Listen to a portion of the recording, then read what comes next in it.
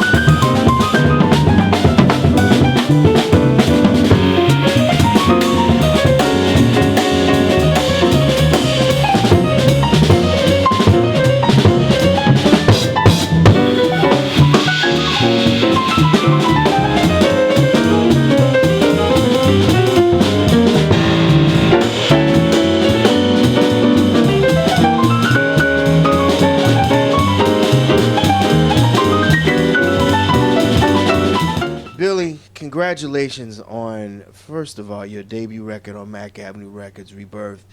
And this is kind of the return to straight ahead jazz. Yeah, yeah, it is. I've been doing for maybe 20 years like all of these kind of lofty projects and commissions and stuff with my Jazz Chamber group, with the Laura Nyro project, with classical commissions, orchestral and chamber. And before I did all that, I had like a lot of recordings on the Wyndham Hill Jazz label, where I did like more of a straight ahead quartet. It was still kind of the beginning of my chamber music concept, but I thought I'd return to it because it's been so long, and people kept asking me if I would, kind of when I was going to do it. So I thought now is as good a time as any. I'm sitting at home editing the features for the Pace Report, and your disc is in my disc changer. And the first thing that I noticed, the compositions on here are out of sight. Oh man, thank you. We tried to. I tried to strike a balance between composing and playing because composing had been so much a part of my music of the past, couple of decades, decade and a half. But I wanted to do an album that was instrumental jazz, that was kind of pared down, stripped down, but still I wanted the tunes to be interesting. I wanted it to have some surprises and some twists and turns that were interesting. So I'm glad that we achieved that. You stretch out and you do a rendition of Horace Silver's Rebirth. I mean, this is interesting because Horace Silver, he swung. A lot of the music he played and he composed had that down home swing to it, and you decided to take it and break it apart and make it yours. You're talking about Peace, right? Yes. Yeah. We Steve and I, it was gonna be just a quartet, like ballad, traditional ballad, but Steve and I have such a good rapport. We've been playing together so long that I thought it would be nice to do a duet version of it and kind of deconstruct it and put it in through the prism of our own experience. And Steve, it's almost like telepathy with me and him, and I really love how it turned out. And Horace Silver, it's just such a beautiful tune. It's such a beautiful tune. It's so simple and direct, and the changes are not complicated. The melodies not complicated, but it strikes a chord, and it's one of my favorite tunes to play.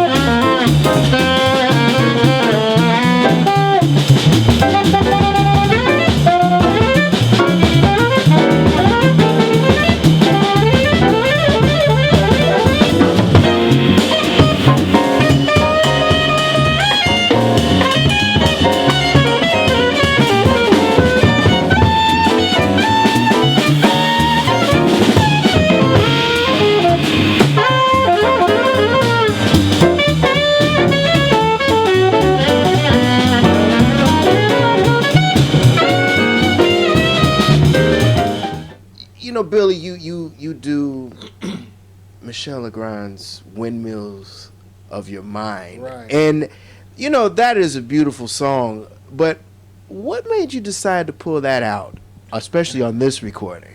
Well, I did that. That's an arrangement I did for Dianne Reeves actually a while ago.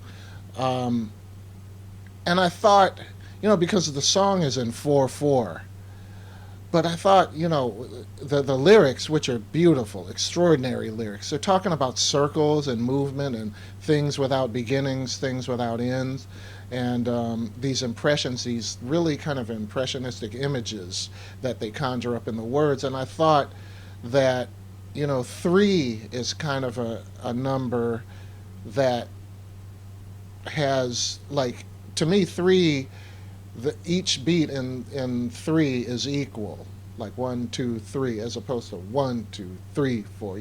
There's some beats that you naturally accent. With three, I guess you would accent one a lot, but I'm getting technical here. But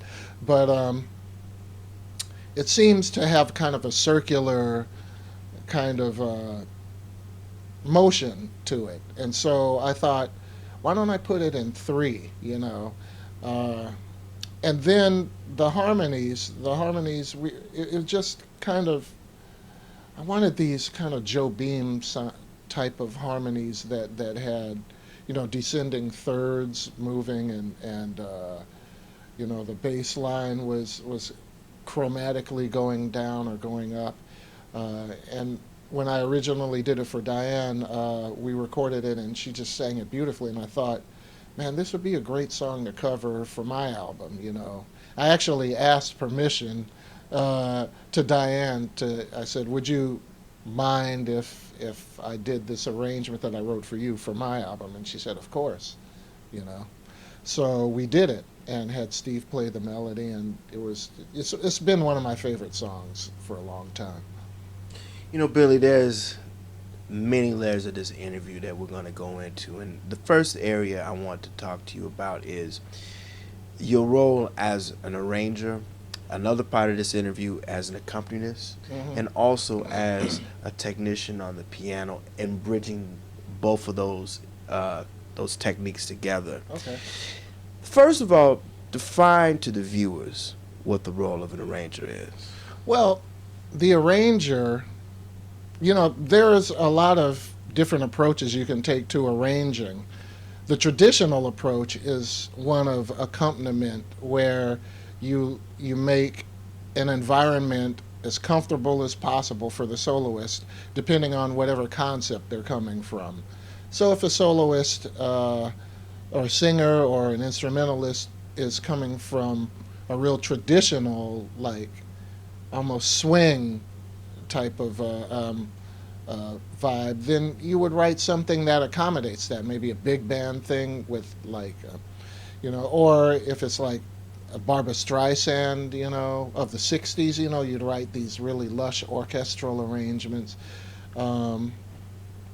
But then there's another approach that I like to take, where the arrangement is kind of interacting with the soloist. So it's almost like it's a concerto and the soloist is the solo instrument, and the arrangement is the orchestration that interacts with it. And that's kind of how I like to do it. It's not what everybody is looking for, but I do those arrangement assignments with those people who are looking for that. Like Dianne Reeves is really adventurous and courageous and brilliant, So she really likes feedback. She likes interaction. She likes the arrangement to make the song be more than what it is, instead of just a song. And those kind of people, like when I did the Laura Nyro thing, that was basically, I was the artist on that album, but it was basically the artist as an arranger, because I'm taking Laura Nyro stuff and putting it through my own experience and through my own lens. And it kind of became more about like the combination of Laura Nyro and me. And I thought that turned out well. I like to do. I'm more interested in doing that than kind of like the traditional, like accompanimental type of thing. I'll tell you, one of my favorite arrangers of all time is somebody that not too many people talk about. Is Charles Stepney From Earth, Wind, and Fire. Yeah, well, yeah, I think of him as And Chess Records, too. Yeah, Chess. But he did this one album called "Come to My Garden," a Minnie Riperton album. That was a huge influence on me.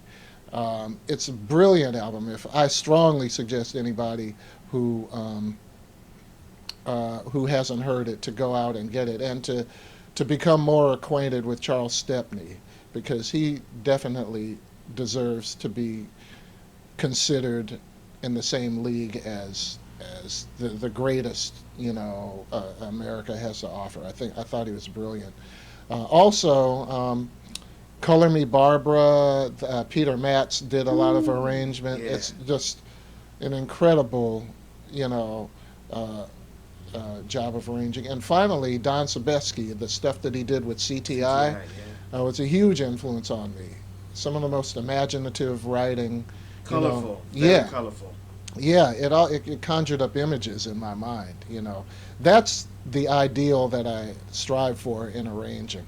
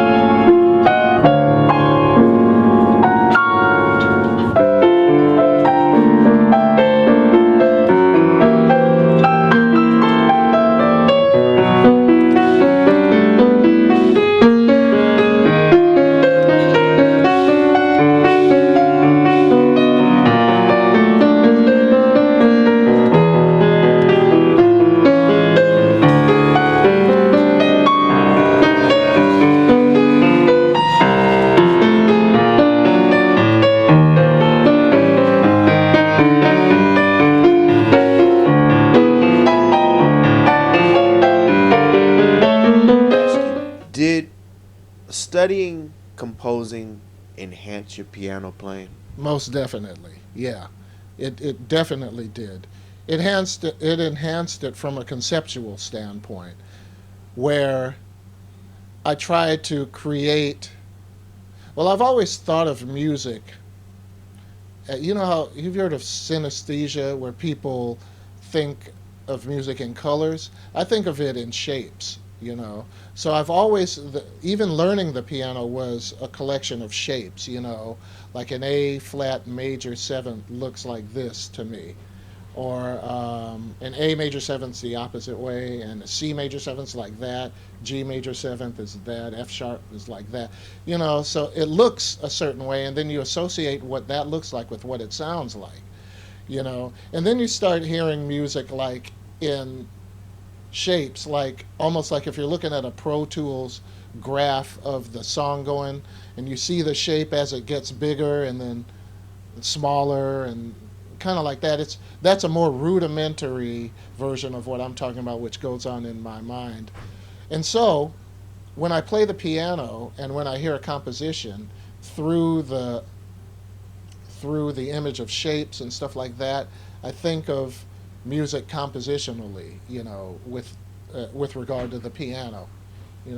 But composing and imagining as a composer really helps the piano playing. It also helps your technique too, because you go for things for dramatic reasons, and so your fingers have to just be able to accommodate that. I read something very interesting about you, and we lost him. We lost him last year.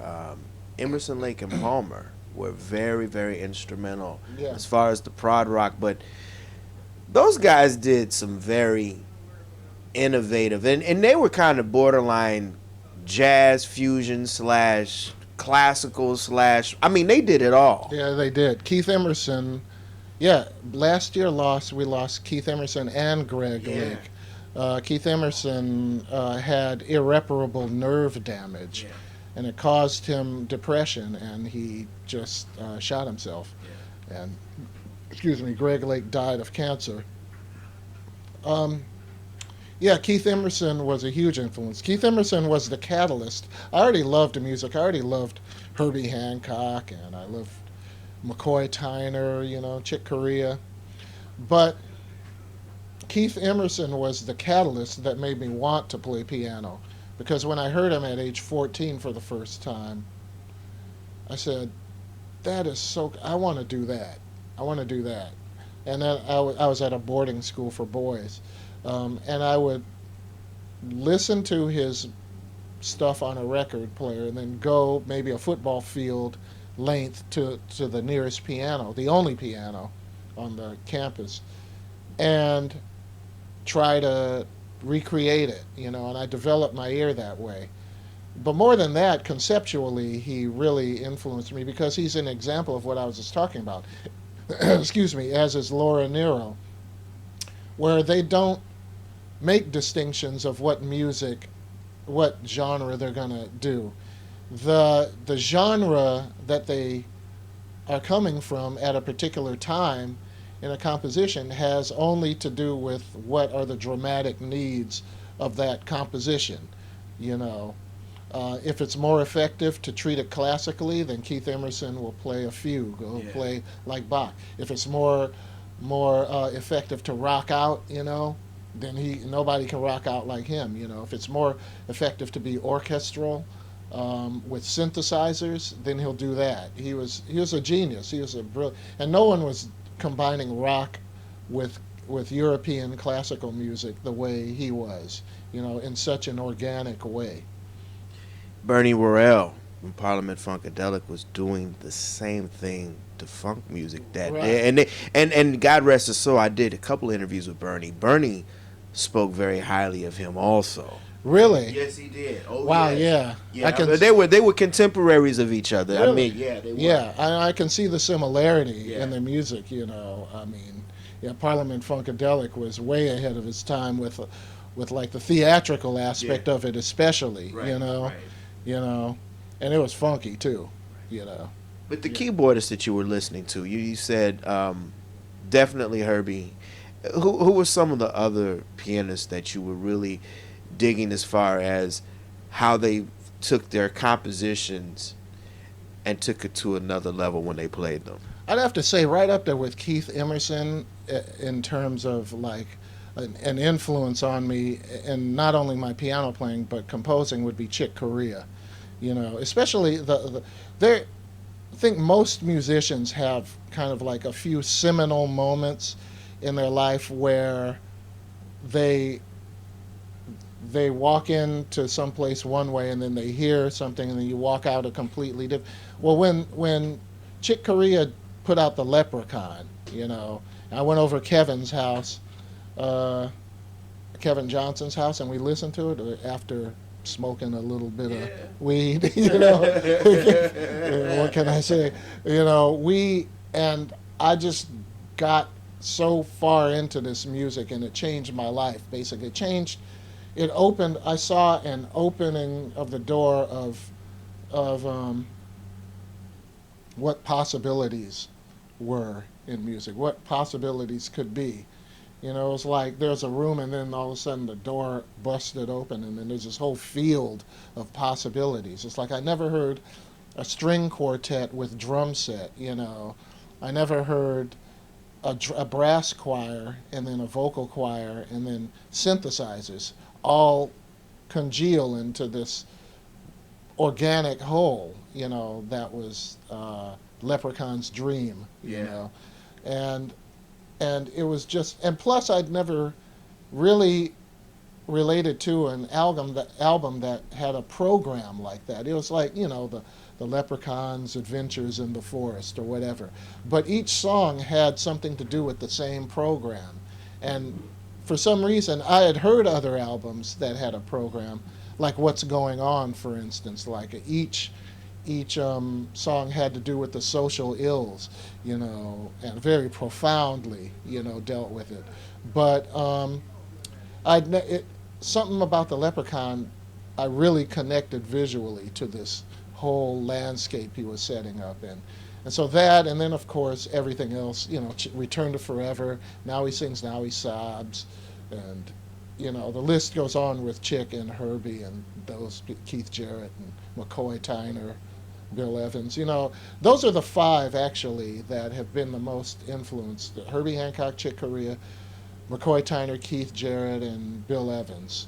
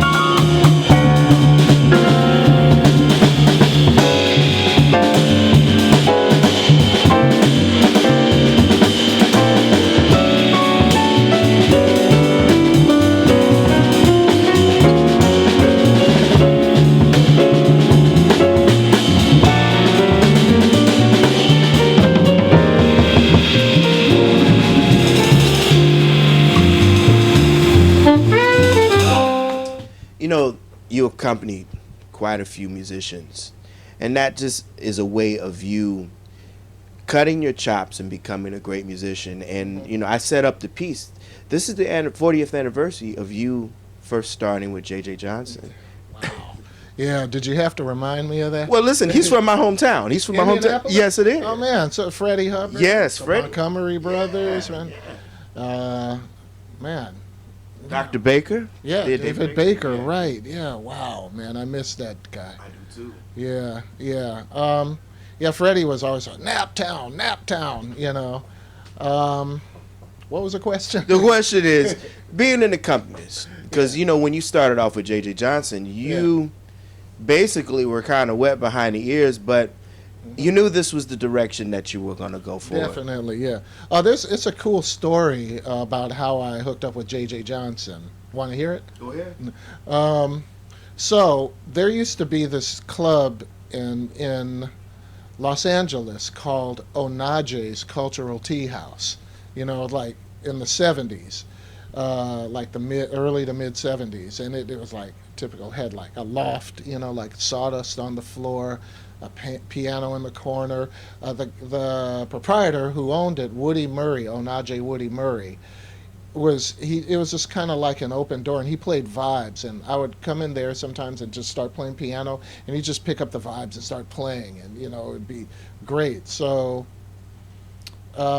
you know, a couple of years I was doing this, you know, and one day he calls me on the phone and says, "Hey, I have this little function.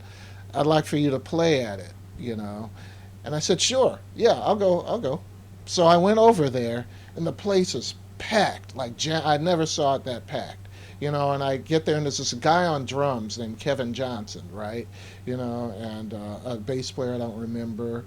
But the event was Stokely Carmichael was speaking, you know, and I remember he was saying the revolution and this and revolution that, you know. I don't remember what. I was too young to absorb it and really grasp it. But it was, you know, a lot of people were there, and so we played. When he stopped and he took a break, we were kind of like the break music, you know. So the drummer and I hit it off. You know, we just became like, you know, very close friends, you know. And he was like maybe 5 years older than me. So I would go over to his house every day. We'd listen to Return to Forever. We'd listen to, you know, Prince when he first came out, you know. We listened to that. We listened to all sorts of music. And then he says, like maybe a year later, he says, you know, year or two later, he says, you know, my dad is putting a group together and he wants to go to Japan. You want to go? And I said, yeah, sure. I mean, I haven't been to Japan. And, you know, so we go over to his dad's house and J.J. Johnson opens the door. I was like, man, can I cuss on this? Go ahead. Holy shit. You know? This is your dad, you know. And so we, you know, JJ, and it was JJ and Nat Adderley. And so I suggested Tony Dumas, who's a great bass player out of Los Angeles, you know, to play on the album or to play on the tour. I didn't really realize that they were going to record an album. And it was a big deal because JJ had moved to LA to break into film writing and stuff like that. And so it had been a while since he had played a gig, like did a tour of any kind. So we were going to Japan, so it was like a big deal, you know. It was a big deal. Newspaper reporters, like people taking pictures, asking for autographs. So here I was, a lowly student, a sophomore in USC, you know, wearing flooding pants and funny socks and, you know, hair going all over the place, you know, transported into this, you know, situation where I get off the plane and people are coming up with books with my picture in it, asking for my autograph, you know, at 20 years old. And it was an incredible experience, you know. Speaking of film work, didn't he write didn't he compose the music to Across 110th Street? I don't know. I think I don't even know that. that's the movie with Yaphet Kotto and Anthony Quinn. Bobby Womack had a big hit across. Yeah, I think J.J. Johnson was one of the. Yes, I think he was. Wow. When you said that, because I know that a lot of jazz musicians were trying to break in. Yeah. Well, Benny Golson. Benny Golson. Benny Golson, J.J. Oliver Nelson. Yeah. You know, and they. Yeah, that was around that time. I remember JJ would use me on some, sessions that he did, Chips, Oh, wow. $6 Million Man. Yeah. No, it was a great time to be growing up. And Kevin and I are still friends. Kevin and I used to listen to Laura Nyro a lot. Wow. Yeah.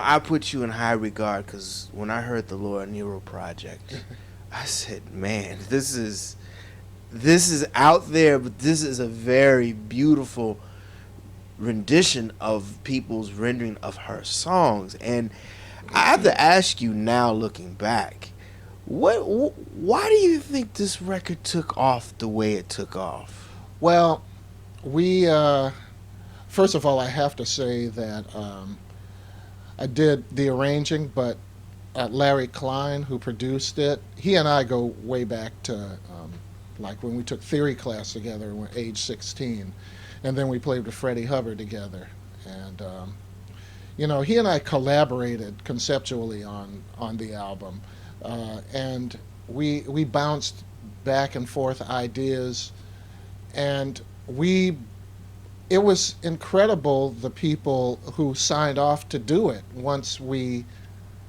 got the green light from Sony and it was a thing that was gonna happen. Then we started making calls, and people like Renee Fleming and Yo-Yo Ma and Diane and Alison Krauss said, yeah, sure, I'd love to do it. Wayne Shorter.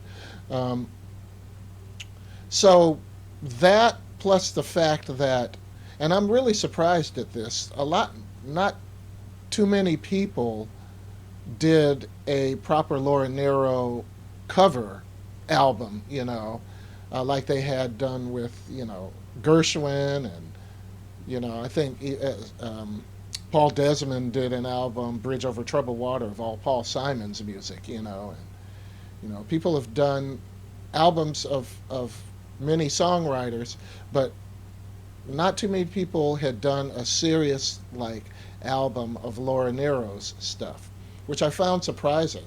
So I think it was time for it, and many of Laura Nyro's fans, much to my delight and surprise, were really welcoming of it. I say surprised because, whenever you take on an artist like Laura Nyro, who's so individual and so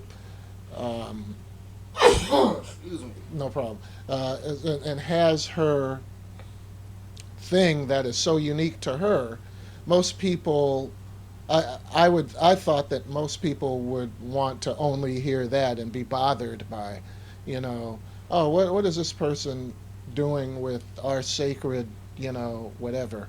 But it turned out that most people were really, really happy to, they looked at it as me, reviving the music of Laura Nyro, someone who they had a personal relationship with. So I think that's why it took off too.